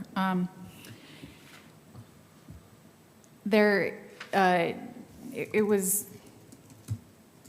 I mean, I attended, I think, two different ones, one in August, one in October. And the national experts are saying the more you regulate, the more it costs and the less possible it is. And my comment to that, actually, I did make a comment, raise my hand, and I just said, that's interesting because everything that we're getting from the state legislature and all of these conferences and these, you know, seminars that it's going to is like, do this, deed restrictions, or land trusts, all of these things. And this national expert is saying every time you add one of those layers, it costs more to the developer, which then costs more to the end, and it creates more regulations, which makes it less possible. Now, I think that's kind of problematic with the dialogue that's been going on at the state level with all the moderate income housing items. But I think it makes sense. The more, the more regulations you have, you get more pigeonholed. The more regulations you have, if let's say, I mean, and I think it's great, we can take out impact fees, but if we're not going to be flexible on setbacks or even, you know, I don't know what else, but those are the types of ways where you could get some added density, especially in a larger project, without really compromising an entire project overall. Okay, thank you. I have a follow-up Yes. a quick follow-up. I'm okay to be flexible with certain setbacks, but I want to know what those would be. I want to be spelled out very clearly, and also height restrictions as well, because in no way do I want a 35-foot apartment complex, 40-foot apartment complex next to a single family home that's been there for 70 years. I don't think that's something that any of the council members would want. I mean, I don't Yeah. see something like that being approved, but I don't think so either, but I would like it spelled out. I want to know exactly what And that type would- of flexibility we're getting into if we do talk about So- the R1 and that would come to you in the So- development agreement. Just a second, sorry. Councilmember Hunt. Were you done, Councilmember Jackson? Okay. I just kind of wanted to add a few things. I'm going to go a little bit off and then come back on. I forgot to say it earlier, but I think we ought to remove land trusts on there. I've talked to some people, and they own the, Yeah, I don't they like own land like their property on top of this property, and the rents are going up. And what is the point of owning a house if you can't afford the rent of the land underneath? So that's something that I would like to take out. And if we feel like we need to keep workshopping this, I'm fine with that, but I'm just saying the things that are in my head so I don't miss them. And then maybe, I think I might be just naive enough to think that this can be possible, that we can figure out a way to be more flexible, but do it kind of the Kaysville way. I just think there's got to be a way if we're all putting our heads together. And it's one of these opportunities where we can make a law to allow more freedom instead of taking it away and becoming more restrictive. It allows people more options. But I agree with Councilmember Jackson on the comments he just made that part of it that gave me heartburn as I was looking through it. And I agree that we need to allow for some of those things in order for some of these things to work out, but I would like to see a little bit more. I don't know how to put the detail in without saying absolutely not on this and then killing the flexibility. But maybe there's a way that you guys could look into it before we look at it again, just so that, like Councilmember Jackson's saying, we don't end up with an apartment on top of, all these older homes and I know the development agreement does that, but I think we all agree that none of us and no rational person would, but I think it's something that, it's a guarantee that our residents would like to see. Mm-hmm. Not because we think it'll happen, but because we want to show our residents that they can have faith kind of in what we're doing. You know what I mean? So I guess that's kind of, I think, where we're going with that. It kind of sounds like that. Councilmember Blackham. The only thing I was going to say is, I agree with, I want to take out the section that she talked about, that I think it was 1970, take that out, and then all of a sudden go back to the paragraph right above that one, and take out in 1737-6. First paragraph, take out the last sentence. Take that out because we're trying to keep it to single-family detached. This lends itself to allow other things if you're going to do, and we're trying to work this. You would take that out, take all the other zones out except the R1, take that out, take out what Abby said. Land trust. Then it becomes a very restrictive zone that only deals with detached, single-family dwellings, and kind of add to Nate's concern of where somebody tears down a single-family dwelling, but as John says, but puts in 3, then realistically, you just put in 66% maybe of affordable housing, even if you left one of the houses big or whatever and then built 2 others that were affordable.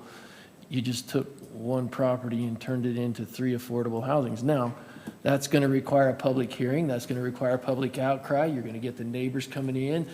At that point, before we did a development agreement, we would want some concept drawings. We would want to see what's going to happen. I think it gives us the ability to do that. But I definitely, if we were to include it in other zones, I wouldn't be any interested at all in this, but. Okay. I'll make my last comment, if that's okay.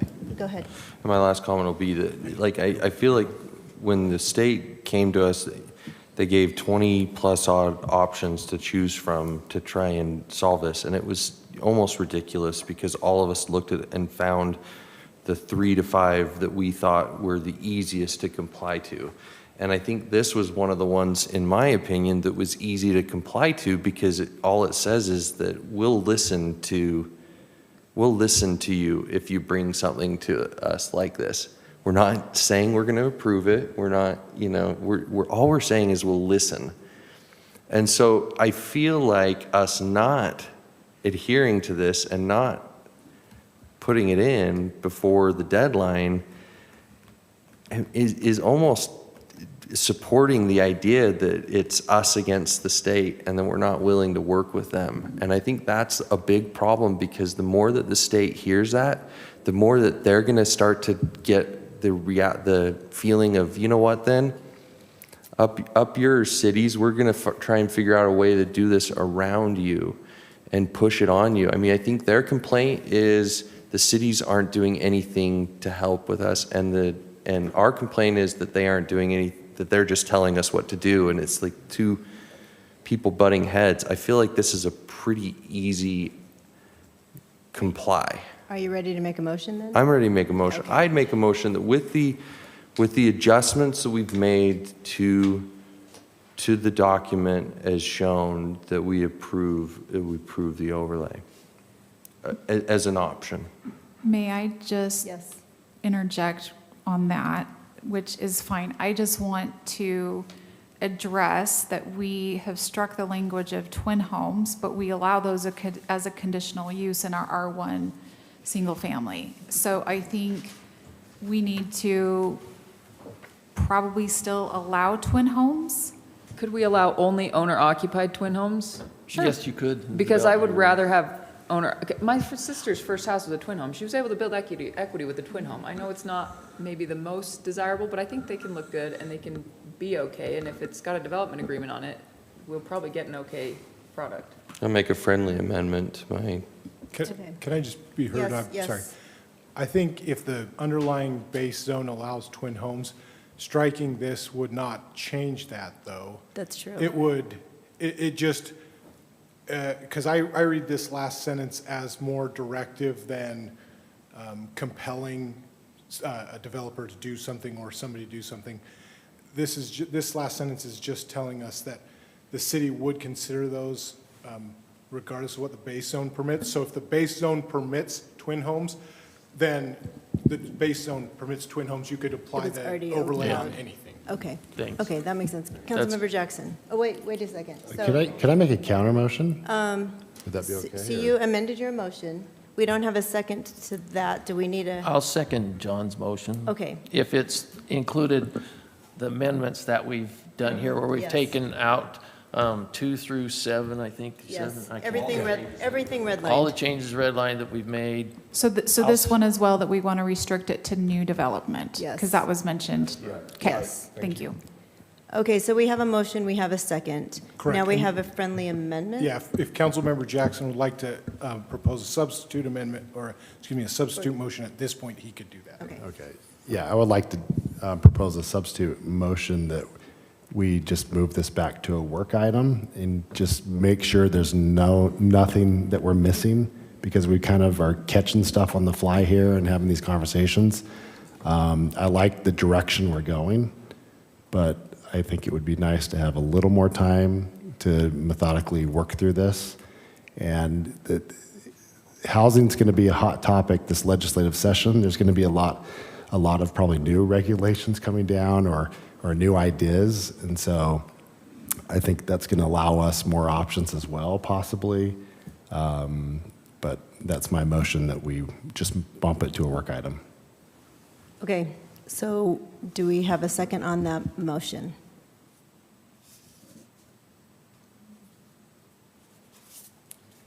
Am I allowed to ask a question, or do we have to have a second first? I believe you can. You need a second first. Oh, we need a second first. But, I mean, Robert's rules would require a second, but if the mayor wanted to deviate, she could. We will deviate. Okay, sorry. If we bump it back to a work item, will it come back immediately? Because I don't want to bump it to a work item and then leave it forever and never do it. Does it go back to planning commission or no? I don't think Okay. we would need to send it back to planning commission. We could bring it back for more discussion at the January 2nd meeting. I myself, I don't think I would recommend any other changes to this. So, if I guess the majority of you are comfortable with where it's at, then go back to Councilmember Adams' motion. But, whatever the prerogative of the council is, we'll work with that. So So your answer is yes, you could bring it back Yes, soon? we can bring Okay. it back to the January 2nd meeting.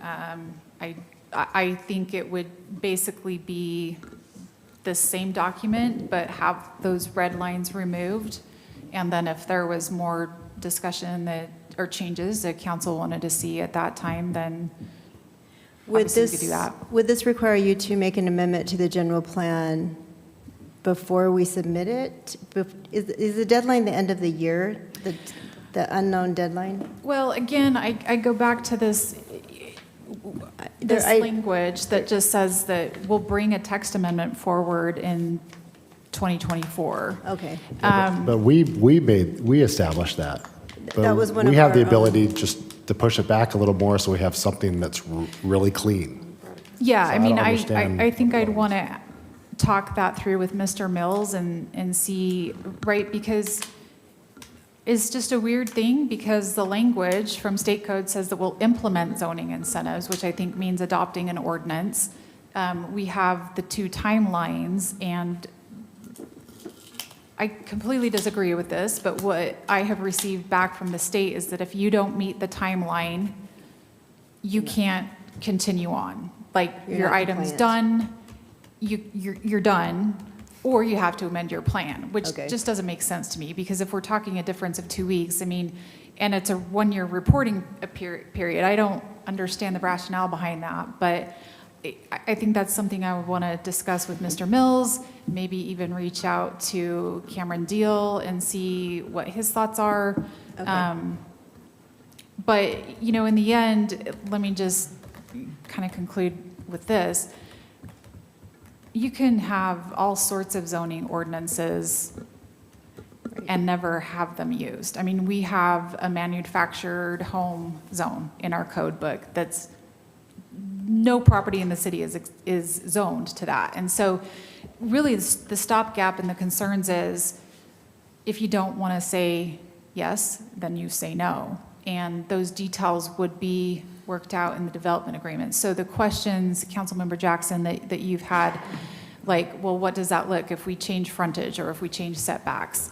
That would be all spelled out in that development agreement, and depends on the project, right? If we're talking about 10 acres, if we're talking about 30, it's a lot more doable to create moderate income housing over a larger project than it would be a smaller one. So this just really is, I think, I mean, I don't necessarily want to call it low-hanging fruit, but I think this is really probably the best we can do, given all of the different factors that would come into play as to whether or not a project would even be doable. But at the end, right, if the council doesn't like it, you say no. Right, okay, thank you. All right, so we have a motion. Okay. And we need to, we were waiting for a second. Do we have a second? I seconded John's, not. Right, the substitute motion is what we're waiting on. No? No second? Okay, motion fails for lack of a second. All right, so we go back to the original motion, which we had a second for. Councilmember Jackson. Absolutely no. Aye. Aye. Aye. Aye. Okay, motion carries. Thank you for your work on that, everyone. Great discussion. Councilmember reports. All right. Trying to think, what do we have to report? Oh, Kaysville Gives was absolutely fantastic. We were able to help over 152 families. We provided Christmas as a community, so thank you to everybody who participated in that. It was fantastic. In addition to 152 families, we were also able to provide extra gifts and toys to the Davis Education Foundation, Willow Pines Food Pantry, the Airman's Attic at Hill Air Force Base, Attic at Hill Air Force Base, and additional needs that came forth. So anyway, it was just an absolutely fantastic event. So grateful for everyone that helped out with that. And that is all I have for my council member report. Merry Christmas to everybody. Oh, I did want to make one comment. Sometimes I know it feels like things get pushed to the very end of the year. It is not intentional. We are not trying to hide anything. I hope over the last 4 well, 3 years so far, at least, as a council together, we have proven that we are very willing to be transparent and want to be. We want you to know what's going on. We want to involve people. Sometimes timing just ends up being timing, and it wasn't intentional, it wasn't planned. And so we did put out an FAQ on the CRA for anyone who wants to know. We have been working on that CRA for more than 4 years, and we're going to talk about it, obviously, in the next meeting. But please reach out. The CRA is a great tool to be able to redevelop our community in the way that our community wants it redeveloped. It doesn't raise your taxes. It doesn't change zoning for any property owners. It doesn't affect future sales or anything within that area. All it is an economic development tool. And we were able to convince some taxing entities to go in on our big plan for Kaysville's future and for developments that wouldn't otherwise develop. And so if you have any questions on that, please reach out. This is something that we've all worked really hard on, and we really feel like this is a great tool for our community. So, council members, anyone else? No? Okay, Jason Christensen, city manager report. Thanks, Mayor. I just wanted to check calendars. We're getting into the new year. Can't believe we're already going to start a budget cycle again soon. And yeah, good times. I feel like we just finished one. But we're looking at having a budget workshop on Valentine's Day. That's Friday, February 14th. And I just wanted to check if that's a good date on calendars. I thought you were pranking us. You're serious? No, we're serious. It is in the morning, though, 8 a.m. on that Friday, the 14th. Just question is Fridays what works better for everybody, or could we like go to a Thursday or something? I mean, I'm flexible. I don't know. I mean, some people have 3 days, weekends, and Fridays cut into them. Some people don't. No, but I'm always, I've never missed one yet, and I wouldn't miss one, but I just didn't know if it mattered whether it was a Friday or a Thursday. I don't know. As far as on the staff side, I don't think it matters at all. Whatever works better for council. Typically for me, at least the second Thursday I can't do. Yeah, I can't. And Thursdays are council meetings, so maybe it's probably a bad day anyway, so. Fridays work better for me. I mean, Okay. I got every other Friday off, and depends on when they. I can definitely make it. I was just asking the question. That Friday the 14th, it's a week between council meetings. Is one of the reasons we kind of picked it. But You said right. 6 o'clock in the evening, right? Don't tell your wife. No, 8 o'clock, yes, in the morning. So we'll go ahead and tentatively plan on that. And then before we get into the budget cycle kickoff meeting, we wanted to just spend maybe a couple hours with the council talking about strategic goals and strategic planning. And so another date we're looking at to do that would be in January, Friday the 24th of January. I'm out of country. Out of country, okay. How about the week prior? What would that be? 17th. 17th. I'm the 17th on that Monday. Is that what you're looking at? Yes. Friday the 17th, January. Friday the 17th. Oh, sorry, I'm looking in the January. wrong month. Just a second. You're maybe in February. Yeah, it may not be. 17th. Yeah, that is. That is actually, yes, good point. Martin Luther King Day is the following Monday there of that weekend. Or we could even push it to the 7th of February, that Friday the 7th, if that works. Well, I definitely would want to have that before we had our first budget. Mm-hmm. Right, I could do the 7th. The 7th works for me. I could also do the 17th of January, personally. What's wrong with, is it the 31st, or is that a Friday? The 30th, actually, yeah, good question. That day may not work, may not work for me. Not really sure, but that's also a possibility. That works for me. How's the 31st? That works for me. The 31st of January? Yeah. Yes. Okay, yeah. All right, I'm going to put down the 31st, and did I hear the 17th was a possibility, or did I hear not? I could do the 17th, but I don't know what everyone else. I could. It's 50-50 for me. 50-50, okay. We'll revisit this as we get a little closer. So we've got, the city went through a strategic planning process, hired the Langdon Group and JUB, which they did a lot of public outreach, held stakeholder meetings and did surveys and things like that. So that was the 2020 strategic plan. It was very high level. If you've read it recently, it talks about the values of the cities, the value statements like we value maintaining our infrastructure and parks and recreation. And we'll look at those things. We'll look at the general plan, which also obviously was recently adopted, which has a lot of value statements as well about the city valuing our heritage and those sorts of things, as well as some of the same things that are in the strategic plan.